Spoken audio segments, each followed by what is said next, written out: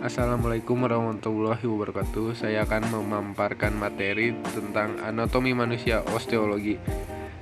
Apa aja yang ada di dalam osteologi itu?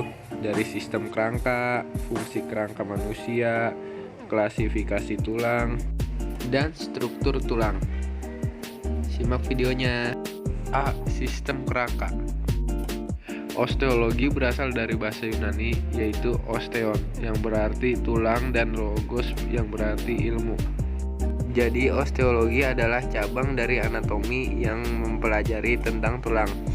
Sistem kerangka atau skeletal osteosystem manusia adalah suatu sistem yang disusun oleh sejumlah tulang, bones osseous, dan sedikit rawan cartilage yang membentuk tubuh manusia. Kerangka manusia dewasa yang disusun oleh 206 buah tulang yang satu dan lainnya ada yang dihubungkan secara langsung atau persambungan dan tidak langsung atau persendian, serta diperkuat oleh jaringan ikat, rawan, dan otot. Selanjutnya adalah fungsi kerangka manusia. Kerangka manusia berfungsi sebagai 1. Penunjang dan pembentuk tubuh. 2. Pelindung organ-organ vital. 3. Alat gerak pasif dan alat pengungkit. 4. Tempat bertambahnya otot. 5. Tempat persendian zat kapur atau kalsium dan garam-garam. 6. Tempat pembuatan sel-sel darah.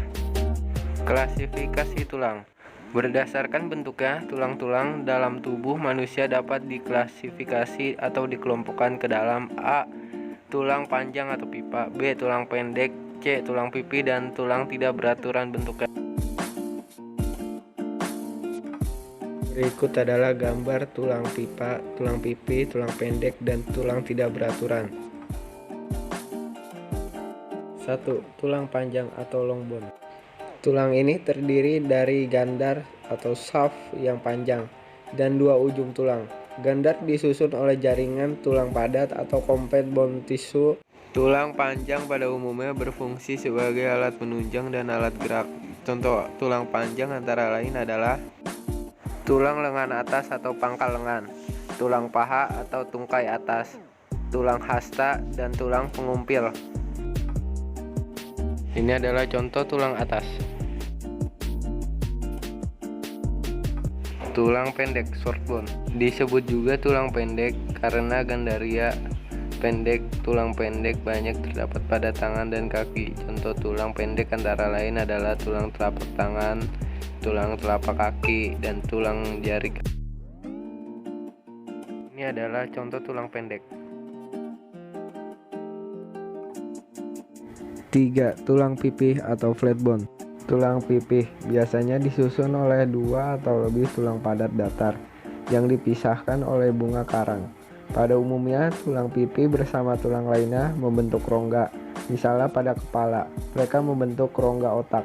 Pada rongga dada, mereka membentuk rongga dada. Contoh tulang pipih antara lain adalah tulang dada, tulang dahi, dan tulang ubun-ubun. Inilah gambar tulang pipih. 4.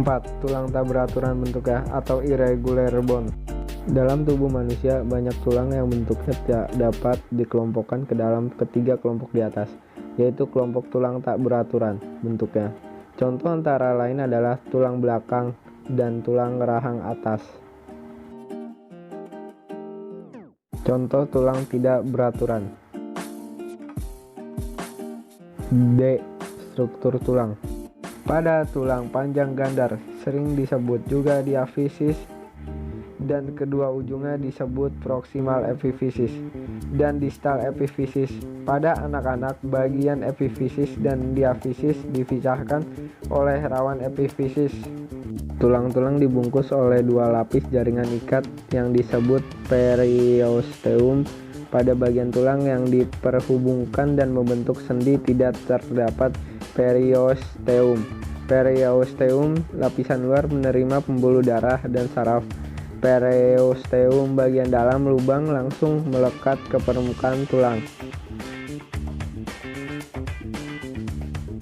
Ini adalah struktur tulang manusia. Terima kasih telah menyaksikan video animasi tentang osteologi.